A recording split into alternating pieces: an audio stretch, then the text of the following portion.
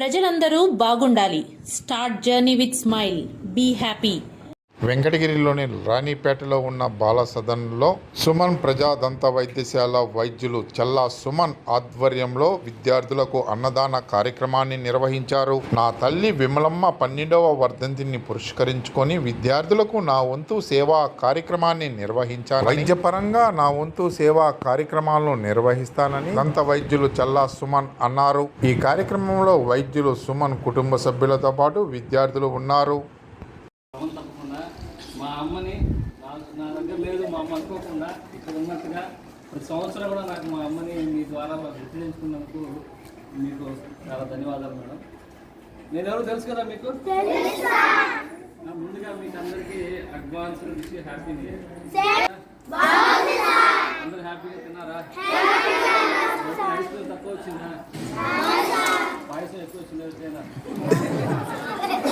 చెప్పాలండి. పాయసం ఎక్కువ ఇచ్చారా తక్కువ ఇచ్చారా? సాటిస్ఫైడా? సరే, వాళ్ళందరూ చదువుతున్నారు లేదా? ఎన్నిసార్లు చేస్తున్నారు బ్రష్? మీకేం చెప్పేసి వెళ్ళాలి లాస్ట్ ఇయర్?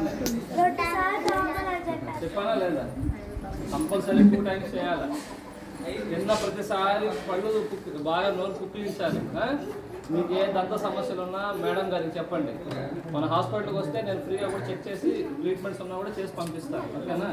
2 పూట్ల బ్రష్ చేయడం, తిన్న ప్రతిసారి పళ్ళు బాగా నోరు బాగా పుక్కిలించడం, తర్వాత క్రమం తప్పకుండా బ్రష్తోనే పళ్ళు తోమడం.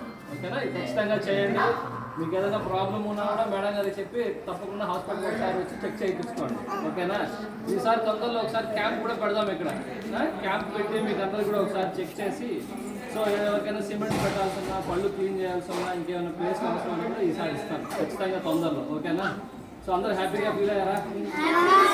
బాగుందా?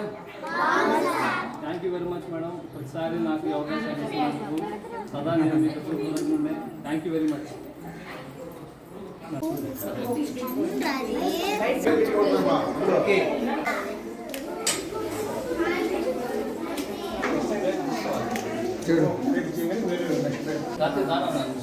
స్వీట్ పడబెట్టు.